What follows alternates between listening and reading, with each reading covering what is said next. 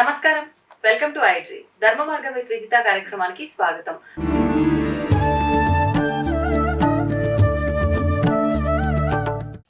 నమస్తే అండి. నమస్కారం. మామూలుగా అంటే పెద్దవాళ్ళు కొన్ని సామెతలు వాడుక భాషలో ప్రతినిత్యం కూడా మాట్లాడుతూ ఉంటారు. అలా తీసుకుంటే ఒక సామెత, అది సామెత అనొచ్చో, వాడుక భాషలో మాట్లాడుకునే ఒక పదం అనొచ్చో. అదేంటంటే, వచ్చినప్పుడు ఏం తీసుకురారు, వెళ్ళేటప్పుడు కూడా ఏం తీసుకొని పోరు, ఎవ్వరైనా సరే భూమి మీద పుట్టినవారు అని అంటారు. అంటే దీని వెనకాల అసలు మనం ఆంతర్యం ఏంటి, దీన్ని ఎలా అర్థం చేసుకోవాలి ఈ విషయాన్ని అనేదే నా క్వశ్చన్. శ్రీ గురుభ్యో నమ. శ్రీ మహాగణాధిపతే నమ. శ్రీ మహాసరస్వత్యే నమ. హరి ఓం శ్రీమాత్రే నమ. అదైతే వాస్తవమైన విషయం. మనం ఏం తీసుకెళ్తాం, ఏం తీసుకెళ్ళకపోయినా కానీ ఇవాళ క్వశ్చన్ మాత్రం అదే. ఎందుకంటే బయట ప్రపంచం అందరూ ఇదే అడుగుతుంటారు. వచ్చేటప్పుడు ఏం తీసుకెళ్ళాం, పోయేటప్పుడు ఏం తీసుకెళ్ళాం కదా, మరి ఎందుకు ఈ తాపత్రయం అన్నిటి మీద అని. ఈ విషయం ఒకానొక సమయంలో ఇది గరుడ పురాణం అంతర్భాగంగా ఉంది. ఇది గరుడ పురాణం తెలపబడిన విషయం కూడా మీరు అన్నట్టుగా. ఒకరోజు ఏం జరిగిందంటే, గరుత్మంతుడు ద్వారక నగరానికి వెళ్తాడు కృష్ణుడు చూద్దామని. ఎందుకంటే వాహనం కదా, కృష్ణుడు చూద్దామని వెళ్తాడు. వెళ్ళినప్పుడు గరుత్మంతుడు మంచిగా స్వాగతం పలుకుతాడు కృష్ణుడు రమ్మని చెప్పి. గరుత్మంతా ఏంది వైకుంఠాన్ని వదిలి ఇక్కడికి వచ్చావని కృష్ణుడు అడుగుతాడు. స్వామి, నాకు చిన్న చిన్న సందేహాలు ఉన్నాయి, దాన్ని నివృత్తి చేసుకుందామని వచ్చానంటే. నీకు సందేహాలు ఏంటిది అని అన్నాడు. ఉంటాయి కదండి స్వామి అని అంటే, సరే లోపలికి తీసుకెళ్ళేసి కూర్చొనేసి గరుత్మంతుడితో మాట్లాడుతుంటాడు. ఏంటంటే, నేను విన్నాను కొంత, ఈ ప్రేతాత్మల గురించి కొన్ని విన్నాను. మనిషి ఆత్మ శాశ్వతమైందని అంటున్నారు, దేహమేమో తాత్కాలికమైనటువంటిదని. ఈ దేహం చనిపోయిన తర్వాత ప్రేతంగా మారుతుంది కదా. దేహం మారుతుందా? దేహం ప్రేతం గాల్లో ఉంటే ప్రేతమే కదా, ఇంకా అది ఆత్మ కాదా మారేది? ఇప్పుడు చూడండి, ఇక్కడ ఎప్పుడైతే ఖననం చేస్తామో రకరకాలు ఉన్నాయి. ఖననం ఒకటే కాదు, ఇక్కడ చాలా రకరకాలు ఉన్నాయి. మరి చాలా మంచి ప్రశ్న అడిగారు. చాలా మంది నిగూఢంగా తెలియదు. పంచభూతాత్మక తత్వాల్లోనే ఇవన్నీ కూడా ఉన్నాయి. అంటే మనిషి చనిపోతే 5 రకాలుగా ముగించేస్తాడు తన జీవితాన్ని. దానిలో ఫస్ట్ది చెప్పుకోవాల్సింది ఏంటంటే, మనకు భూమి మీద ఉండేటువంటిది శక్తి ఏంటంటే అగ్ని.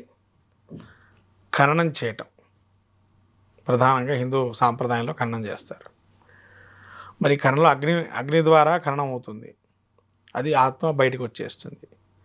కానీ దాని జీవికి కొన్ని వాసనలు, అంటే తన జన్మలో కొన్ని ఉంటాయి. ఇప్పుడు ఒక మనిషి మెమరీస్ అనుకోండి, అది తెలుగులో ఇంకా 4-5 రకాలు ఉన్నాయి దానికి సంబంధించి కూడా విషయాలు. అది ఏంటంటే, ఒక ప్రేతగా మారినప్పుడు ఆ శబ్దం అక్కడ వాడతారు. అది గరుత్మంతుడు కృష్ణుడికి చెప్పేటప్పుడు. మరి ఈ ప్రేతాత్మ దీనికి ఎట్లా, మరి దీనికి ఇంకా ఫుల్ స్టాప్ లేదా, ఈ ప్రేతాత్మలు తిరుగుతూ ఉంటాయా భూమి మీద అని ఒక ప్రశ్న అనేది సంధించాడు గరుత్మంతుడు కృష్ణుడికి. అసలు ప్రేతాత్మకి ఎందుకు మారేవి, ఎందుకు తిరుగుతుంటాయి భూమి మీద అంటే, దీనికి విషయం ఏం చెప్పాడు కృష్ణుడు అంటే, మనిషికి ప్రధానంగా ఈ 5 అంశాలు గుర్తుపెట్టుకోవాలట. ఆ 5లో ఏదైనా మళ్ళీ ఉంటే మళ్ళీ పునర్జన్మ వస్తుంది అని. ఏంటండి 5లో ప్రధానమైంది కామనం. అంటే ఈ కామనం అంటే ఏంటంటే, మనిషి చనిపోయేటప్పుడు ఏది కోరుకోకుండా ఉండాలి. లాస్ట్ ఇంకా వాడు పోయేటప్పుడు దీని మీద కామ్యం పడకుండా ఉండాలి. అంటే ఇది ఎట్లా తెలుస్తుంది అంటే ఖచ్చితంగా తెలియదు అది మనకి. మనం పోయేటప్పుడు మనకి కొన్ని విషయాలు, కొంతమందికి దివ్యజ్ఞానంగా బ్రహ్మజ్ఞానం అంటే బ్రహ్మ విద్య నేర్చుకున్న వాడికైతే కొన్ని విషయాలు తెలుస్తాయి, ఇంకా మనకు ఏ విధంగా ఉంది అనేది మనకు తెలియదు. ఇక్కడ కామనం అంటే ఏంటంటే, చనిపోయే దశలో ఉన్నప్పుడు వాడికి నేను ఇది పెట్టాలనో, ఇది కొనియాలనో, అది కొనియాలనో, ఇది పెట్టాలనో ఒక వీవరింగ్ ఉంటుంది మైండ్లో. అటువంటిది ఏది ఉండకూడదు. అలా ఉంటే కూడా పునర్జన్మకి ఆగదు. అంటే ఆలోచన రహిత స్థితిలో ఉండాలా, ఏది దాని గురించి ఆలోచించకూడదు. ఇంకా వాడు కొంతమంది వస్తారు, వాడు ఉంటేనే బాగుంటుంది, వాడు వస్తే నేను చూస్తానంటాడు చివరి దశలో. అటువంటి కోరికలు ఏమి ఉండకూడదు. కొంతమంది చివరి కోరిక అడుగుతారు కోర్టులో కూడా. మనని ఏమన్నా మీకు చివరి కోరిక ఏదైనా వృద్ధి తీసేటప్పుడు ఆ కోరిక అడిగితే చివరి కోరిక తీరుస్తారు. అటువంటి కోరికలు ఉండకూడదని చెప్తా ఉంది. అంటే అక్కడ కోర్టు కూడా ఏం చెబుతుంది మీరు వినండి. ఏంటంటే, కోర్టు చివరి కోరిక అన్నాడు, అది తీసుకున్నా ఉరిశిక్ష విధిస్తున్నా. అంటే ధర్మం పాటిస్తుంది కోర్టులో కూడా అది ఉరిశిక్ష చేసేటప్పుడు. ఎందుకంటే మనిషి అసలు చంపడమే పెద్ద నేరం, ఉరిశిక్ష చేయటం అనేది. దానిలో మనం ఇంకా కోర్టులో వెళ్ళిన తర్వాత వాడి చివరి కోరిక తీర్చడం ఏంటంటే వాడికి ఈ ప్రపంచంలో వాడికి ఇక మళ్ళీ ఇటువంటి లక్షణాలు వాడు రాకుండా ఉండడానికి ధర్మంగా కాపాడుదామని చెప్పి ఆ ధర్మం అక్కడ కాపాడుతుందని చెప్పి మనకి ఆ విధంగా చివరి కోరిక చెప్పమంటారు. ఓకే. అది అక్కడ కోర్టులో ఉన్న విషయం. ఉరిశిక్ష చేయడానికి ప్రధాన కారణం ఏంటంటే వాడికి మళ్ళీ కోరిక లేకుండా ధర్మంగా వాడు చావాలి, మళ్ళీ బతకాలి, మంచిగా ధర్మంగా ఉండాలి ఎప్పుడైనా కానీ. ఇంక మళ్ళీ ఈ విధంగా వాడు ఈ క్రైమ్స్ అన్ని చేయకుండా ఉండాలని. ఓకే. అది ఉరిశిక్షకు అంతర్యం. అంతేగాని ఉరిశిక్ష చేయడం చెప్పారా కానీ ఉరిశిక్ష చేయడం కాదు. క్రైమ్ చేయకుండా ఉండాలి, ధర్మంగా మళ్ళీ వాడు రీబర్త్ అయితే కూడా ధర్మంగా ఉండాలి అని చెప్పి, దీని మీద కోరికలు ఉండకుండా దాన్ని అక్కడ కట్ చేయాలని. అది తర్వాత వాసన. ఈ వాసన ఏంటంటే మనిషి చనిపోయేటప్పుడు మనకు నాలుకతోనే వాసనలు వస్తాయి, ముక్కుతోనే వాసనలు కొన్ని వస్తాయి. ఈ నాలుకతో వాసన ఏంది ఎక్కడ మనం వినలేదు కదండి. నాలుకతో రుచి కదా వాసన ఏంటి అంటే వీడికి ఏంటంటే స్వీట్ మీద గోల ఉంటుంది అనుకోండి, హార్ట్ మీద గోల ఉంటుంది, ఇవన్నీ రకాలు ఉంటాయి. అంటే వాడికి చనిపోయేటప్పుడు కూడా ఆ స్వీట్ తింటే బాగుండు, వీళ్ళు పోయిన తర్వాత అంటారు మీ డాడీకి ఇష్టమైన స్వీట్ ఏందమ్మా ఆ స్వీట్ పెట్టండి, ఆయన జీవాత్మ మళ్ళీ బతకడు అని చెప్పంటారు. అసలు అటువంటి కోరికలే ఉండవు వాళ్ళకి, వీళ్ళు అవన్నీ చెప్తారు. ఇక అక్కడ స్వీట్ పెట్టు, హార్ట్ పెట్టి ఇష్టమైంది ఇయ్యానని. అక్కడ వాళ్ళ కోరికలు ఉండవు, ఆత్మకి అవన్నీ కోరికలు ఉండవు. పోయినప్పుడు మళ్ళీ రీబర్త్ అవుతుందనంటే ఇట్లాంటి వీళ్ళన్నీ పెట్టడం వల్ల కోరిక పెరుగుతుంటుంది. ఇంకో స్వీట్ తినాలో ఇంకోటి ఏదో తినాలని కోరిక పెరుగుతూ ఉంటుంది.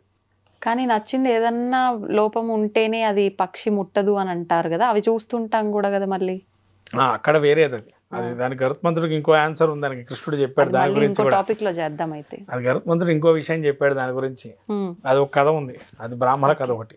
ఇప్పుడు ఈ నాలుకకు సంబంధించిన వాసన గురించి చెప్పండి. ఇక్కడ ఏంటంటే వాడు కామ్యము ఏదైతే కోరుకుంటాడో దాని నుంచి వచ్చేది వాసన కూడా.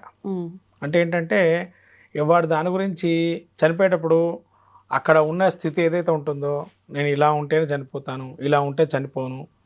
తర్వాత వాడి జన్మలో కొన్ని స్మృతులు ఉంటాయి. స్మృతులు అంటే మెమరీస్ అని అంటున్నారు కదా ఇందాక. ఆ మెమరీస్లో ఏంటంటే కొంత యంగ్లో ఉన్నప్పుడు కొన్ని మూమెంట్స్ అవన్నీ కూడా వాడికి జ్ఞాపకం వస్తుంటాయి మళ్ళీ మళ్ళీ. లేదైనా వాడు చేదు అనుభవాలు కావచ్చు, తీపి అనుభవాలు కావచ్చు, వాడిని పగ తీర్చుకోవడం అని కావచ్చు, ఇవన్నీ కూడా వాసన కిందకే వస్తాయి. పూర్వజన్మ వాసనలు ఇవన్నీ ఉన్నాయంటారు కొంతమంది. అంటే ఆ వాసన ఏంటంటే వీడు పూర్వజన్మ చేసిన పాపాన్ని మళ్ళీ అదే నెక్స్ట్ జన్మగా వాసన ఆపాదించబడుతుంది. అందుకని వాసనను కూడా ఎప్పుడు వాడు ఏది కోరుకోకుండా ఉండాలి ఆ టైంలో, అది కూడా ఉండకూడదు. ఉంటేనే జన్మరాహిత్యం వస్తుంది. ఇక నెక్స్ట్ మూడవది కర్మ. ఏంటంటే ఈ కర్మ చేసేది ఏంటి అంటే వీడు చేసుకున్న పాపాలు కావచ్చు అవన్నీ కూడా కర్మగా మారతాయి. అంటే వీడు తెలుసో తెలియకో చేస్తుంటాడు, అవన్నీ కర్మగా మారేది. మూడవది కర్మ. అంటే చేసే పనిని బట్టి కర్మ ఉంటుంది. ఆ కర్మ కూడా ఏంటంటే మంచి పని చేశాడా చెడు పని చేస్తాడా, ఆ చెడు పని కూడా ఏ ఒక్కటి కూడా సున్నా అయిపోవాలి ఆ సమయంలో. అలా ఎలా అవుతాయి? అవి కాదు. జన్మరాహిత్యం కావాలంటే ఫస్ట్ ఇవన్నీ పైన 2 పోవాలా, పైన 2 పోతే కర్మ చేయడుగా ఇంకా. అంటే వీడు దాని మీద ఆలోచన అంటే కోరిక ఉండకూడదు, వాసన ఉండకూడదు. ఈ 2 ఉంటే కనుక కర్మ చేస్తానని రెడీ అవుతాడు. అది ఆఖరి స్థితిలోనే కాదు, లైఫ్ లీడ్ చేస్తున్నంతసేపు కూడా ఇలాంటి వాటిపైన ఎక్కువగా వ్యామోహం ఉండొద్దు. అప్పుడు ఈ 2 లీడ్ చేస్తేనే కర్మ చేస్తాను రెడీ అవుతాడు వాడు. ఈ 2 లేకపోతే కర్మ ఏడు ఉంటుంది, ఇంకా సున్నా అయిపోతుంది. ఇప్పుడు అంటే నేను అడిగిన క్వశ్చన్ ఒక్కసారి కనుక మళ్ళీ గుర్తు చేసుకుంటే, వచ్చేటప్పుడు ఏం తీసుకురాము, వెళ్ళేటప్పుడు ఏం తీసుకుపోము అనేది రాంగ్ ఏమో అనిపిస్తుంది. ఎందుకు అంటే కర్మని తీసుకునే వెళ్తాం, ఆ కర్మని బట్టే మరుసటి జన్మ ఎత్తుతాం, ఆ కర్మని తీసుకునే మళ్ళీ బర్త్. అంతే. మరి ఏమి తీసుకుపోము అంటే ఏమి తీసుకోమంటే మనకు ఉండేటువంటి పాప కర్మలు ఏవైతే ఉంటాయో ఇలాంటివి మాత్రమే మనం తీసుకెళ్ళని, భౌతికానికి సంబంధించినవే తీసుకెళ్ళం. అయితే ఇక్కడ ఇంకో విషయం, ఇంకా 4వది ఉంది, అదే భౌతికం. వీడికి బంగారం మీద వ్యామోహం, అదే వాసన. అంటే అందులో కూడా ఇది అంతర్భాగంగా చేయొచ్చు, కానీ మళ్ళీ దానికి వేరేది పెట్టాడు. ఏంటంటే 4వది ఏంటంటే వాడు వేసుకునే బంగారం కానీ దుస్తులు కానీ వ్యామోహం ఉండకూడదు. వ్యామోహం అంటే ప్రతిదాని మీద ఇక అవి నాకే చెందినవి, నేనే వేసుకోవాలి. అందుకని చనిపోయిన వస్తువులు, ఆ చనిపోయినప్పుడు వాడి యొక్క బట్టలు కానీ నగలు కానీ ఎవరికి ఇవ్వకూడదు అని అంటారు. కారణం ఏంటంటే కృష్ణుడు ఆ రోజు చెప్పాడు, ఇవి వేస్తే ఏమంత ప్రమాదకరమైందని అన్నాడు. ఎందుకు ఆ ప్రమాదం అని అంటే వీడు కోరికలు కనుక ఉన్నట్లయితే మళ్ళీ వాళ్ళని పీడింపబడతాడు, వేసుకున్నవాడు పీడింపబడతాడని చెప్పి ఉన్నది. దానం చేయమని లేదా నీళ్ళలో కలిపేయమని తీసుకెళ్ళి దాన్ని. కృష్ణుడు చెప్పిన విషయం ఇది. బంగారం ఎలా కలుపుతారు? లేకపోతే ఖననం చేసేసి లిక్విడ్గా చేయండి దాన్ని. అంటే కరిగించి కొత్త కరిగించుకొని మెటల్గా చేసేసి దాన్ని ఇంకా దానం పూర్వకంగా ఎవరికైనా ఇచ్చేసేయండి. అలా కూడా ఇవ్వాల్సిందేనా? అలా కూడా ఇవ్వాల్సిందే, కానీ వాళ్ళు దాన్ని పెట్టుకోకూడదు మెటల్ కూడా. అంటే ఇప్పుడు ఎవరు అంత దానం చేయమంటే ఎవరైనా దాన త్రాతత్వ గుణం లేదులేండి ఇప్పుడు అంత కాలంలో. కానీ ఎవరో ఒకళ్ళో ఉంటారు, ఎక్కడో ఉంటారు, లేని వాళ్ళు కాదు, ఎక్కడో 10 మందిలో ఉంటారు. అందుకనే ఇప్పటికీ వర్షాలు టైంలో పడుతున్నాయంటే 10 మంది ఉంటుంటారు దానికి సంబంధించి. అట్లా ఏదైనా కృష్ణుడు చెప్పాడు ఏంటంటే, మనిషి పోయినవాడు ఏం తీసుకెళ్ళాడు ఏం తీసుకురాడంటే వాటి మీద వాసన ధ్యాస ఏవైతే ఉండకుండా ఉంటాడో వాడు మళ్ళీ రీబర్త్ అనేది ఉండదు. వాటి మీద వ్యామోహం ఉండకుండా ఉంటే, ఒకవేళ ఉన్నట్లయితే మళ్ళీ వాడు పుట్టక మానదు. ఇప్పుడు ఈ భౌతికం తర్వాత ఇంకొకటి ఏంటండి? ఇంకోటి వాడి యొక్క నైజం ప్రదర్శన. అంటే ప్రేతంగా ఉన్నా కూడా వాడు హింసించేవాడు కొంతమంది. ఇప్పుడు మన సినిమాల్లో చూస్తుంటాం కదా, హర్రర్ సినిమాలు, అది 5వది. అంటే వాడు ప్రేతంగా కూడా హింసించే తత్వంగా ఉండకూడదు. వాడు ఆత్మగా ఉంటాడు కదా, వాడు గాల్లో తిరిగి వీడిని హింసించటాలు ఇది కూడా చేయకూడదు అన్నాడు కృష్ణుడు. అంటే ఆటోమేటిక్గా జీవి తన యొక్క సమయం లోపల ఇవి చేసే అవకాశాలు ఎక్కువగా ఇండెక్స్గా ఉంటాడు అని చెప్పి. అలాగే పరకాయ ప్రవేశం దీనికి ఇంకో విషయం చెప్పచ్చు. ఇంకో మనిషి ఇంకోసారి పరకాయ ప్రవేశం చేస్తే అది విధ్వంసానికి నాంది పలుకుతుంది. అంటే వాడి వల్ల ఒక ఫ్యామిలీ కావచ్చు, ఒక మనిషి కానీ ఇబ్బంది పడుతూ ఇంకొకరిని ఆవహించడమా ఇదే. అలా ఇవాళ కాలంలో మీరు చాలా చూస్తుంటారు అట్లా. అవి కారణం కూడా ఏంటంటే ఇవి మనం ఇవి ఏదైతే ఈ ఆలోచనలు ఈ జ్ఞానం అనేది చనిపోయేటప్పుడు ఉంటే కనుక ఖచ్చితంగా వాడు మళ్ళీ పీడింపబడతాడు. ఆ బట్టలు వేసుకున్నా కానీ, ఆ బంగారు ఆభరణాలు ఏవైతే యథావిధిగా ఏవైతే ఉన్నాయో అవి కానీ, లేదా వాడు నడిచినటువంటి ప్రదేశంలో వాడికి ఇష్టమైనవి ఏమన్నా మనం ఇంకొకరికి వాడుకోవడానికి ఇస్తే కూడా ఇటువంటి ప్రమాదం ఉంటుంది. గరుడ పురాణం తెలపబడింది. అంటే మనం ఏంటంటే ధాతృత్వ గుణంతో ఇవి దానం చేయమని చెప్తుంటాం, కానీ పురాణంలో మాత్రం దీన్ని నీళ్ళలో పడేయమని చెప్పాలన్నాడు. నీళ్ళలో వేసేసేయండి, దీన్ని వాడకూడదు అని అన్నాడు. ఎందుకంటే మళ్ళీ వాడు ఆవహించి దాని ద్వారా విధ్వంసం సృష్టించే అవకాశం ఉంటుంది. అందుకని ప్రయత్నాల ద్వారా మనకు సినిమాలు, హర్రర్ సినిమాలు సగం ఉన్నాయన్నీ కూడా అవే. అంటే ఇవి నిజంగా జరిగిన స్టోరీలే కాబట్టి ఇప్పుడు కాలంలో వీళ్ళకి ఈ విధానంగా, అంటే ఈ విధంగా అసలు నిజంగా హర్రర్ వీళ్ళు చూపించారు ఈ కథలను ఉన్నాయా అంటే నిజంగానే ఉన్నాయి. మీరు పురాణం చదివితే కనుక, ఈ గరుడ పురాణం లాంటివి చదివితే, అంటే భయం అనేది ఉంటుంది అందరికీ. గరుడ పురాణం అంతా ఎవరు కూడా చదవరు తొందరగా, ఎందుకంటే భయం అందులో ఏముంటాయి ఏందనేది. కానీ పురాణంలో ఇవన్నీ కూడా గరుడ పురాణం తెలపబడింది. కృష్ణుడు ఈ విధంగా చెప్పాడు. చెప్పిన తర్వాత అసలు ప్రేతం మరి ఎందుకు, మరి ప్రేతం కూడా పోవాలి కదా, అసలు అది కూడా ఉండకూడదు కదా అని అంటే, అది ఎప్పుడు పోతుందంటే దానికి కూడా చెప్పాడు ఏంటంటే, సడన్ యాక్సిడెంట్స్తో ఉండేటువంటి ప్రేతాత్మలు ఏవైతే ఉంటాయో అవి మాత్రమే సహజ సిద్ధంగా చనిపోయిన ఒక పక్కన పెడితే, ఎప్పుడైనా సడన్ యాక్సిడెంట్స్లో కానీ, ఫైర్ యాక్సిడెంట్స్ కానీ, తెలియకుండా ఆకస్మికమైనటువంటి మరణాలు ఏవైతే ఉంటాయో వాళ్ళు ప్రేతాత్మగా ఉంటారు అని చెప్పాను. ఓకే, ఆకస్మిక మరణాలు జరిగేవి ఏవైతే ఉంటాయో అవి ప్రేతాత్మలు. శాస్త్రబద్ధంగా నియమబద్ధంగా పోయినవి ఏంటంటే అవి అలానే ఉంటాయి. వచ్చేటప్పుడు ఏం తీసుకెళ్ళాలంటే, మనం బాడీలో తెల్లటి క్లాత్ వేసి మనకు డాక్టర్ ఇచ్చేస్తాడు శిశువుని.